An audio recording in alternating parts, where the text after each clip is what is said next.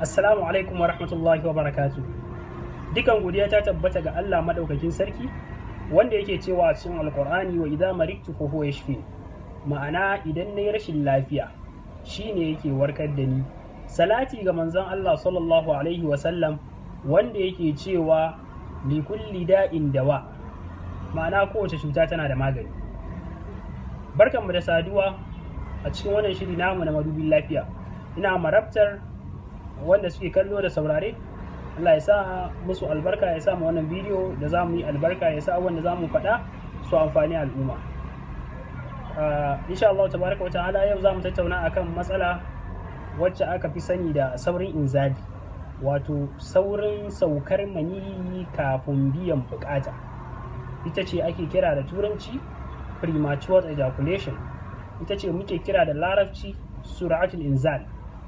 Hakan yana faruwa ne yayin wasa, wato daidai lokacin da mutum yake wasa da iyalinsa da nufin zai yi jima'i sai mani ya fito kafin ma a je a yi shi ainihin jima'in da ake da makasurin a je a yi shi. Wasu lokutan kuma hakan yana faruwa ne daidai lokacin da aka samu ita taɓarya ta shiga cikin turmi. A daidai wannan lokacin ake samun wannan matsalar. Wannan kuma ya fi yawa, sai ka samu minti ɗaya, wani rabin minti biyu har zuwa minti uku. Wannan matsala ne babba, kuma matsala ne wacce take cin rai. Sannan na uku wanda shine ya fi worst, shi tun kafin ma a kwaɓe kayan, da zarar mutum sha'awar ta zo mai ya ɗarke hannun mata kawai shi kenan sai mani ya zubo. Allah ya kiyaye, Allah ya tsare mu. Yana da muhimmanci mu san abubuwan da suke kawo wannan ciwo na saurin inzali domin a kiyaye musu. Ga abubuwa guda 10 wanda suke kawo wannan ciwo na saurin inzali. Na farko akwai sanyi, na biyu akwai ɗanyantaka, na uku akwai rauni na faculty wanda ake cewa retentive faculty, wato retentive power kenan. Wato ita kowa wacce take da alhakin ta rike ko ta sake abu ya fita daga cikin jiki. Abu sananne ne, maniyyi ana rike shi, ana sake shi idan ba a yi jima'i ba, an rike shi idan aka yi jima'i za ta ba da daman ya fito. To idan tana da rauni, so kawai da zaran an zo sai mani ya fito. Akwai yawan mani, idan yawan mani yayi yawa a jikin mutum shi ma yakan kawo saurin inzali. Wannan ne dalilin da ya sa wasu da yawa sun zo wurin mu cewa sababbin angwaye bayan can sun je sun yi shaye-shayen magungunan su, sai mutum ya je yana zuwa sai ya ga yana saurin inzali, sai ya firgita ya dauka ko matsala ce da shi. Na matsala ce, amma ba wai matsala yadda mutum yake tunani ba. A haƙƙin angwaye fa, wanda ya je ya yi shaye-shayen magunguna na ƙarin maniyyi, na ƙarin sha'awa da sauransu, dole ne dama ya fama da saurin inzali. Saboda haka kawai idan mutum ya san ya yi shaye-shaye ne na kayan ƙarin maniyyi, musamman angwaye, kawai abin da ya fi dacewa su yi haƙuri sati ɗaya, insha Allah matsalar za ta kan zuwa sati 2, ba sai sun sha kuma maniyyi ne yawa kawai. Na biyar, sababi na 5 da yake kawo shi saurin inzali, akwai yawan jini a jiki. Sababi na 6 akwai yawan zafi da bushewa a cikin shi maniyyi. Sababi na 7 akwai rauni na gabbai, sarakunan gabbai guda 3 da muke da su a cikin jiki. Sarakunan gabbai wanda idan ɗayansu ya samu matsala za su iya haifar da saurin inzali su ne akwai zuciya, akwai kwakwalwa, akwai hanta.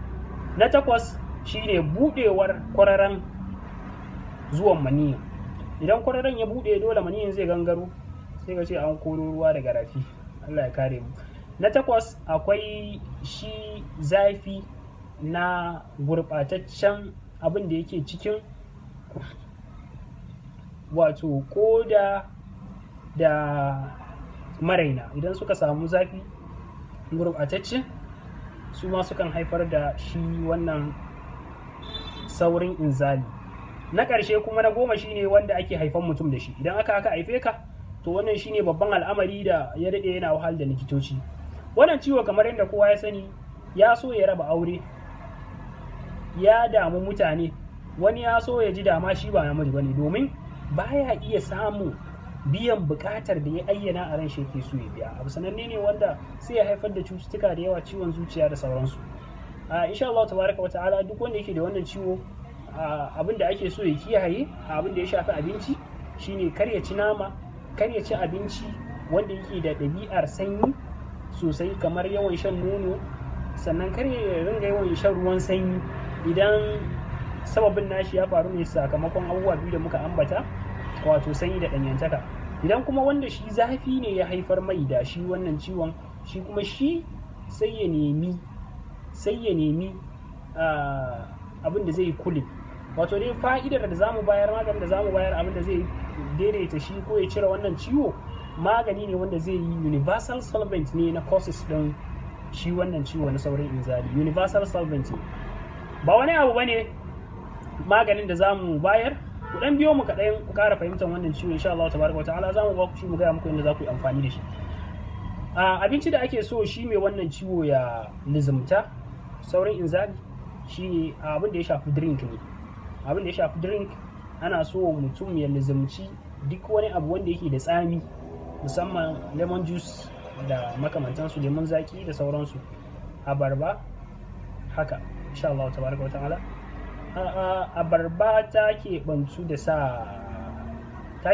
sa sha'awa, ba za a ci abarba ba, afwan, kuskure ne daga gare ni.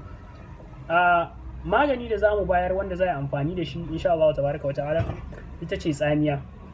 Ya za a yi amfani da wannan tsamiyar domin a haɗa maganin da zai yi maganin saurin inzali? Za ku iya samo littafi da takarda ku rubuta da sauransu. Abin da za a amfani da shi shine tsamiya. Na'am, tsamiya ana samun tsamiya, 'ya'yan tsamiya a ciro su. Idan aka ciro su aka shanya su suka bushe, idan suka bushe sai a yi garinsu. Idan aka yi garinsu sai a ɗauki cokali 2 na garin wannan tsamiyan a sa a cikin kofi ɗaya, that is 250 ml.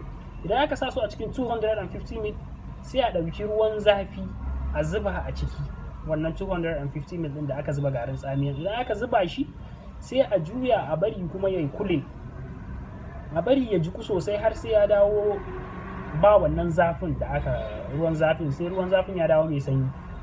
Idan ya riga ya haka, to magani is ready. Sai a ringa shan shi sau 2 a rana, safe da daddare. Wannan magani ba zan ce komai bari, kawai idan ka san ranar zaka ga amarya zaka iya applying din shi, amma idan kana so ya kama jikinka zaka iya sha na kwana 3 har zuwa na kwana 7 insha Allah tabaraka wa ta'ala. Dan Allah yana roƙon masu kallo da saurare su tabbatar sun gwada wannan magani da muka bayar, su tabbatar sun gwada shi, sannan kuma su tabbatar sun kiyaye abubuwan da muka ce su kiyaye, su tabbatar sun yi amfani da abin da muka ce su yi amfani da shi. Insha Allah tabaraka wa ta'ala za su ga natija mai kyau, za su ga sakamako mai kyau. Kuma duk wanda ya kalla ya ji daɗin wannan bidiyo, kar ya manta ya subscribing, ya liking, ya sharing. Amma dangane da tsamiya, karatu ya same mu akan cewa masu blood group O da B su suna da acidity da yawa. Wannan dalilin yasa takan iya sa cikin su ya dan kumbura, amma zai sace ba mishkila bane. Amma wancan maganin da ka yi shi domin shi zai maka, wannan shine side effect din kawai. Kuma ya keɓantu ne iyakan masu blood group O da B, kuma duk da haka ba kowa yake mawa ba. Amma dai wannan matsalar da muka ambata, in kai amfani da wannan fa'idar da muka bayar, insha Allah tabaraka wa ta'ala matsalar ka ta zo ƙarshe. Saboda haka duk wanda ya amfani da shi ya yi taimaka ma wani, saboda shi ma ya fa'idantu da abin da muka ambata. Na gode, Allah ya saka muku da alkhairi. Naku har kullum Mikael Hassan, shugaban cibiyar Mikasan Traditional Medicines and Clinics.